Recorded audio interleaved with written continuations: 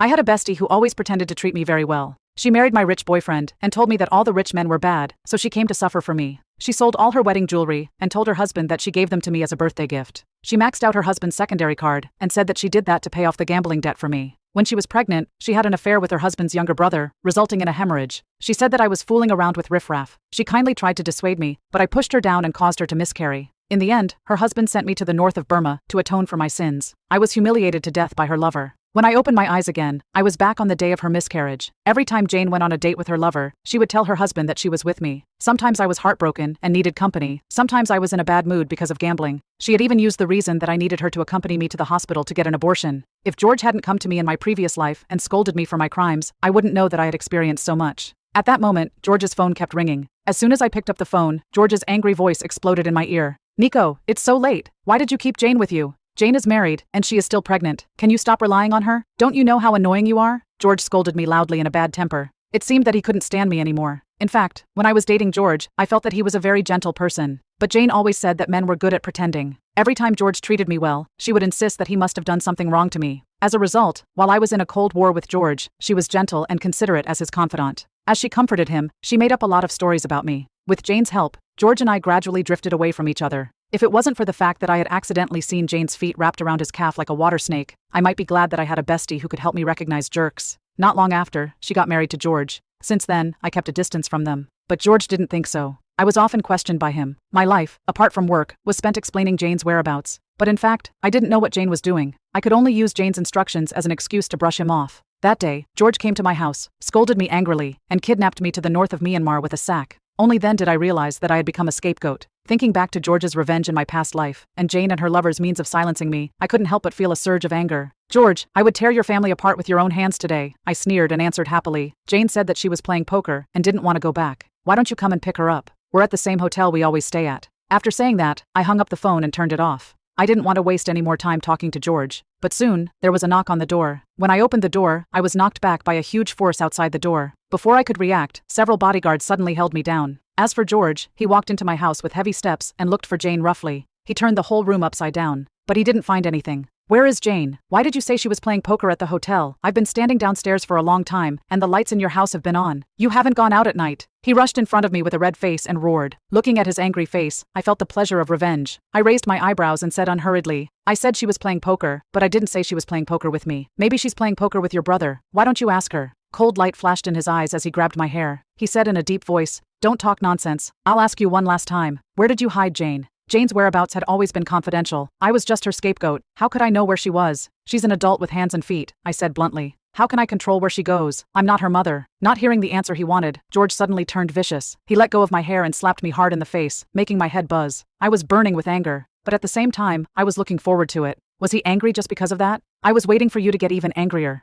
Seeing the stubbornness in my eyes, George patted my face rhythmically and said, "Do you think I can't do anything to you?" As he spoke, he took out my cell phone from my pocket, turned it on, scanned the lock, and then looked for my contact information. Seeing my emergency contact, he sneered. He dialed a number. "What's wrong, Nico?" On the other end of the line came the gentle voice of Felix Johnny, my fiancé. Just as I was about to speak, one of the bodyguards covered my mouth tightly, preventing me from making a sound. "You're Nico's fiancé, aren't you?" George spoke coldly with a hint of disdain in his tone. "Who are you?" Felix sounded obviously nervous. George faced me directly and said provocatively, "I'm her ex-boyfriend. But don't worry, I'm married now, and I'm not interested in her." Felix was silent for 2 seconds before he asked, "Then why did you call me?" "Nothing serious. I just want to tell you something about your fiancée. Her private life was very messy. She often dated another man behind my back. I thought it was dirty, so I broke up with her. I know you're engaged, but let me give you a piece of advice. Nico is not a simple woman. For so many years, she has been relying on my wife to live. She forced my wife to sell the jewelry to buy a birthday gift for her. She was also addicted to gambling and asked my wife to use my secondary card to pay off her debt.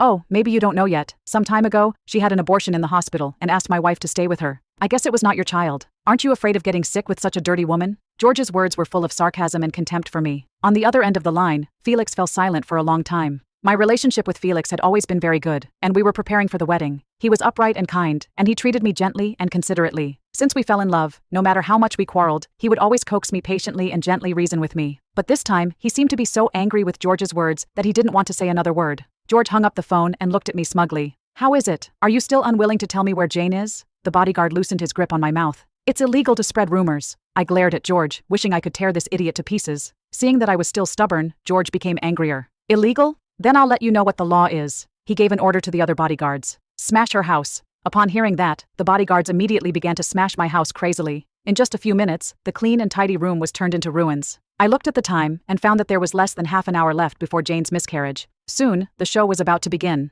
I looked at George and said playfully, "Should we wait a little longer? Your wife will contact you soon." Seeing that I still didn't care, George said angrily, "Why are you so stubborn? I'll ruin your reputation today. Take her away." Several bodyguards immediately dragged me to the gate of the community. This scene soon attracted the attention of the passers-by nearby. Seeing that there were more and more people watching, George deliberately publicized my crime in public. After that, he made another phone call. George had some appeal. It didn't take long for a group of online celebrities to arrive at the scene. They all held up their mobile phones to do live streaming. "Guys, I've just heard a big news. It's the woman you're looking at now. Although she looks simple, she's rotten inside. For so many years, she made a living by relying on her best friend. When she had no money, she asked her best friend for it. Her best friend was pregnant and was ordered around by her every day as a servant. She ran errands for her every day, went shopping with her, and even picked her up when she was drunk. Her best friend was so good to her. Not only was she not grateful, but she also bought many things every day and asked her best friend to pay the bill. After spending her best friend's money, she forced her to sell the jewelry. She even maxed out the secondary card of her best friend's husband to pay off her gambling debt. The most important thing is that her private life is in a mess. She already has a fiancé, but she still messes around every day. I heard that she had a venereal disease. She didn't know who the father of the child was when she was pregnant, so she went straight to the hospital to have an abortion. She doesn't dare to tell her fiancé, so her best friend went to take care of her in bed with a big belly. The streamers vividly put all the groundless accusations on me. They made up a story and exaggerated it.